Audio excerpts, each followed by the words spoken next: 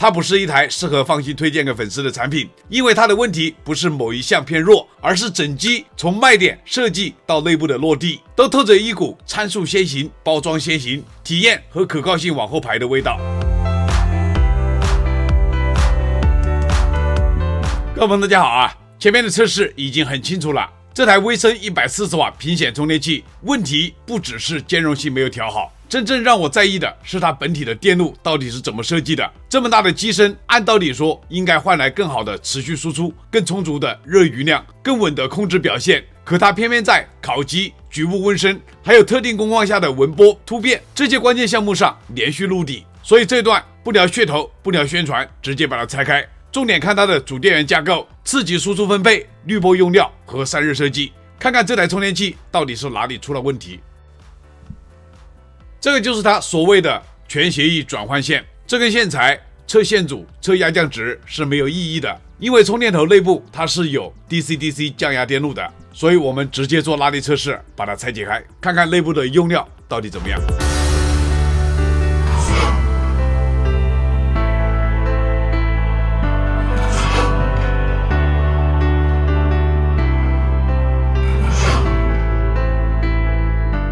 大家看一下这个线径啊，接近5毫米，这么粗的线径，3次拉力层级41.5公斤，这叫做看着很猛啊，实则很虚。我们把它剪开看一下内部的线芯啊，这个是线材的编织网，白色的塑料外皮，线材内部还有滑石粉，而且它不是主燃材料，一直可以燃烧，非常的臭啊。红色的线材为正极，这根灰色的为负极，信号线只有3根，这就是内部的线芯啊。我还以为这个亮白色的它是镀锡线的铜丝，结果我用刀片全部刮了一下，都是铝丝啊。这是其中一个充电头，另外一面拆开就没有什么东西了啊。电路的话都在这一头。这根所谓的全协议转换线拆开之后，做工其实很难看啊。线芯用的是铝线，外层材料也不是像样的主燃料，内部既没有屏蔽网，也没有屏蔽层，它的导体损耗、发热控制、抗干扰能力和信号完整性都没有保障，所以测试片出现的各种充电不理想和它的低规格做工明显是对得上的。而它内部的电路是2颗 MCU 做协议桥接，一颗去跟充电器握手，另外一颗在手机这边模拟各种私有协议的识别逻辑，再通过电阻监测电流，用 PMOS 控制通断和重握手。这种方案能不能成，关键就看协议程序的握手时序、识别和功率控制做得够不够细，而从前面的测试结果看，它显然只做到了像，没有做到稳。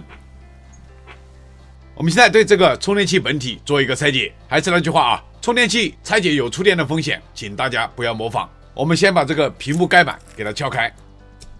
它的壳体接缝在这个插座底部，我们也来撬试一下啊，看能不能把它撬开。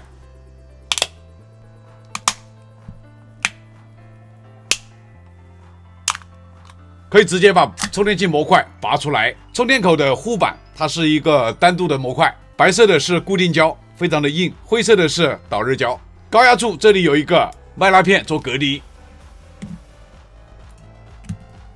取下这一个黄铜的保热片，内部贴有导热硅脂，黄铜片散热不行啊。2根交流导线它是用的硅胶材质，花了点时间把这个胶清理了一下。大家看一下这个充电器的构造啊，这边是屏显的 PCB， 这边是充电口输出，高压的 EMI 小板，变压器和 EMI 板之间有一块 PCB 做隔离，初级和次级之间有一块麦拉片做隔离，然后 PFC 电感这里还有一块隔热棉，防止温度啊烤到这个屏幕。这个模块的布局和设计的话是没有问题的，但是它宣传的是140瓦，电路平台必须要符合140瓦。先给大家展示一下这个模块，然后再来给大家介绍内部的电路和元器件使用的情况。看完大家就知道这个符不符合140瓦的标准了。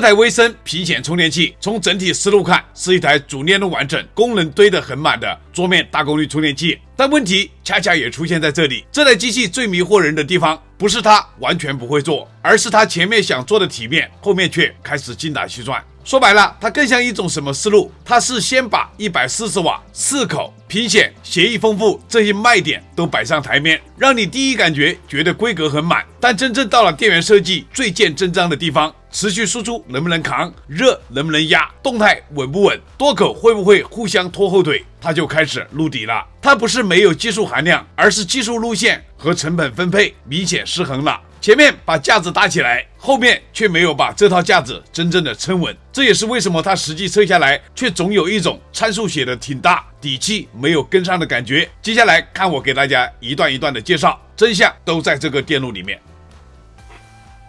AC 输入端这台充电器前级并不是那种一眼假的糊弄做法，首先是一颗东莞贝特电子5安250伏塑封慢熔保险丝做过流保护，贝特电子2003年成立，专做过流保护元器件。黑色 NTC 热敏电阻负责压上电浪涌，蓝色压敏电阻负责吸收雷击和电网尖峰。两颗元件厂家位置，两颗小型扰线式供膜电感，配合深圳天泰电器 0.47 微法275伏 X2 安规电容，把试电进来的供膜插模噪声先压一遍。天泰电器1991年成立，主要生产高电压金属化薄膜电容器。整流部分用了深圳沃尔德实业的两颗8安1000伏贴片软桥并联，碳电流压发热。沃尔德2010年成立，主营半导体分立器件研发销售。东莞晨曦电子两颗薄膜电容1微法和0.68微法，配一颗电感组成派型滤波电路，把整流后的残余高频纹波往下压。晨曦电子2014年成立，专注电子元器件制造销售。杭州捷华特微电子出品一体式和风 PFC 控制芯片，型号 JW1962KG， 负责 PFC 升压控制，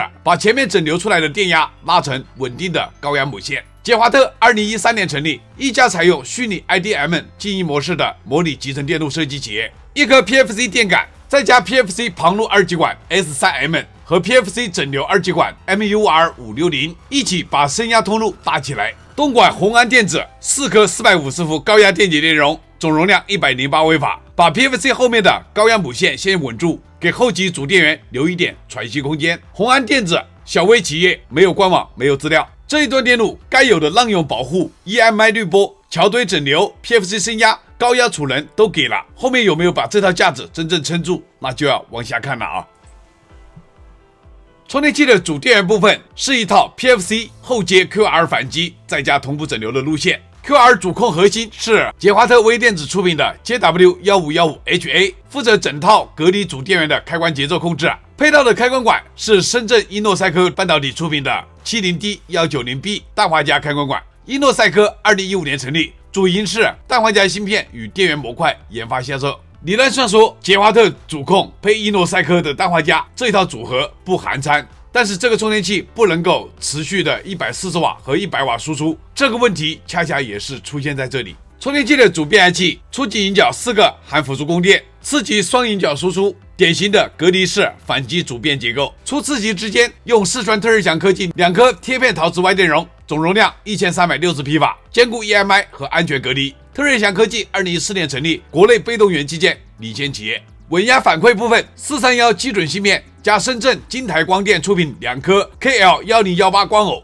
金台光电2008年成立，主营 LED 封装及相关光电器件研发销售。次级整流部分又上了一颗捷华特 JW7726BH 同步整流控制器，驱动深圳新公园电子2颗 AGM12T05A 同步整流开关管，代替传统消德机整流，把次级损耗压下来。新公园电子2015年成立，主要从事功率半导体器件研发与销售。直流母线由贵州云瑞电子2颗固态电容，总容量1010微法，做储能滤波。云瑞电子2018年成立，专业从事铝电解电容研发与销售。QR 主控、氮化镓、同步整流这些词很好听，真正决定它能不能稳的是磁键、滤波、散热和后级分贝，而这些地方往往才是最容易露底的。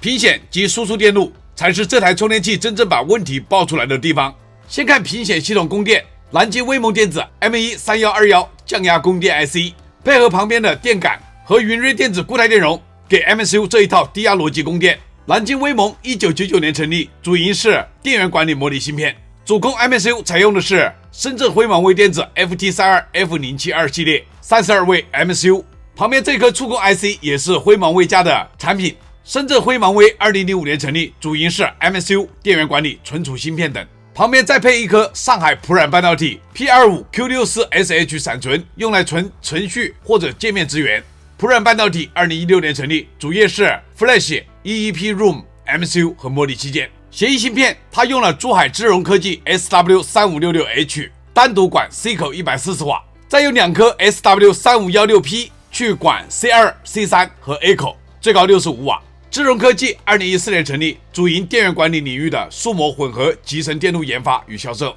有3颗环形电感，就是3组降压电路 ，C1 口单独1组，2颗深圳埃德曼半导体出品的 AD40N50D3 做半桥降压，另外1颗 AD30N54D3 做 V8 开关，再配1颗 R003 采样电阻。深圳埃德曼半导体成立于2019年，专注半导体功率器件研发销售。C2 口、C3 口、A 口这一组用料7颗埃德曼半导体的 AD30N54D3， 其中4颗做2组半桥，另外3颗分做 V8 开关。4个充电口总共有3颗固态电容输出滤波，而且 C3 和 A 口是共用滤波电容。为什么 C3 和 A 口会出现异常的纹波突变？大家看出来了吧？这里智荣的协议方案并不差，真正把整机拉下去的是后级输出分配，太抠了啊！滤波配置阉割了 ，C3 和 A 口还用1颗固态电容。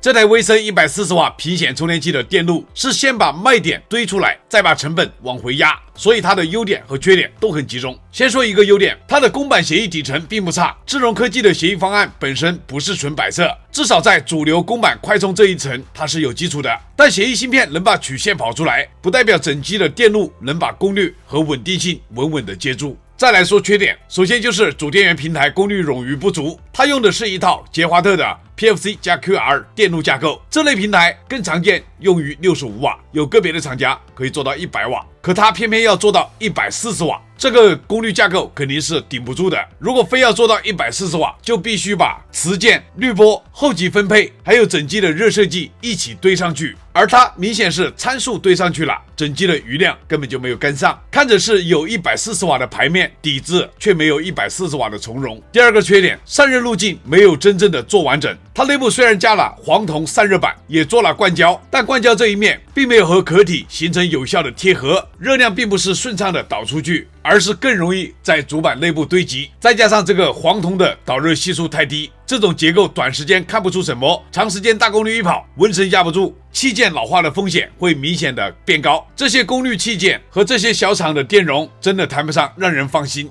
第三个缺点就是它外观像安克，内部的规格却明显降级，它像一台高端140瓦的充电器，而内部真正花钱真正决定上线的地方却不是一个级别。安克是用的更高阶的 AHB 半桥拓扑平台，更高规格的协议方案，更阔的滤波措施，而它用的是65瓦级别的主电源，后面的次级滤波和输出滤波更是能省则省。这就是学到了外观，学到了屏幕，学到了参数排面，但没有学到一台成熟高功率充电器该有的内部底气。所以它的优点是公版协议还有点基础，缺点是平台的冗余不够，散热路径不完整，内部规格撑不起它外面那层高端外壳。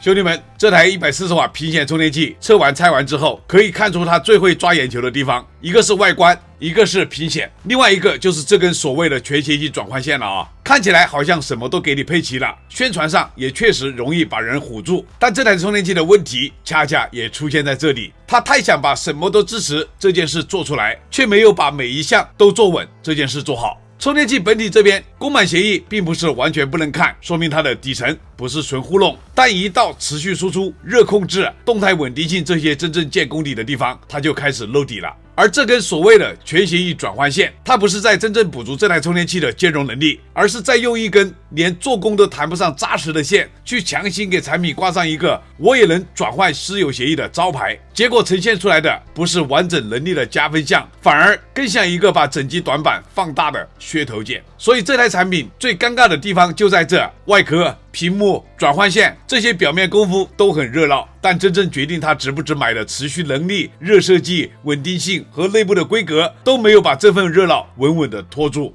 所以这台威声140瓦平显充电器，我最后的态度还是很明确，它不是一台适合放心推荐给粉丝的产品，因为它的问题不是某一项偏弱，而是整机从卖点、设计到内部的落地，都透着一股参数先行、包装先行、体验和可靠性往后排的味道。测是为了了解，才是为了真相，认真车载客观输出。我是离火车仔，非常感谢各位兄弟们一直以来的支持和鼓励，有你们的陪伴，才有我一直拆下去的动力。这期视频谢谢大家观看，咱们下期视频再见。